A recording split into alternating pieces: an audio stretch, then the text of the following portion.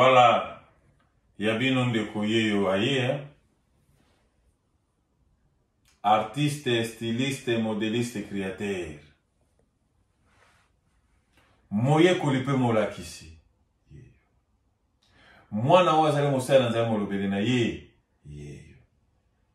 Limer Kambulu. Merci na koyambanga so na bandako na bino. Na yeko pesa merci na babone na biso nyonso. Merci na ba oyo banso bazali ko soutenir biso na ba video na bango bandeko nyonso.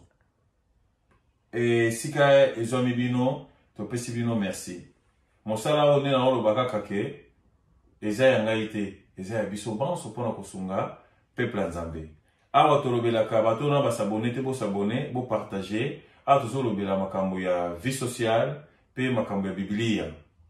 Comme oza welcome na ba partage na biso, sabone sa biso kitoko. Chaîne réflexion, ezali pe chaîne balobi keno bokoye ba bosolo pe bosolo ekokangola bino na livre John. Alors, eloko ni tozoloba.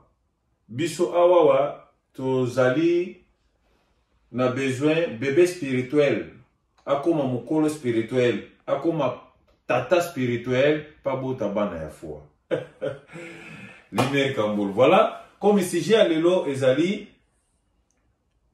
na lisanga ya bayenge bene, to na lisanga ya basanto, to na kintoali, to na mayangani. Esengeli kaka 5 ministères teya. Tuti. Diacre koyi kote ya te, ancien koyi kote ya te, to ba frère ba koyi kote ya te, na kati ya lisanga ya basantu. Na ebite soko eza non, expliquer biso non par rapport makomi. Soko pe eza oui, expliquer biso mo par rapport makomi. Et kosala biso kitoko makasi.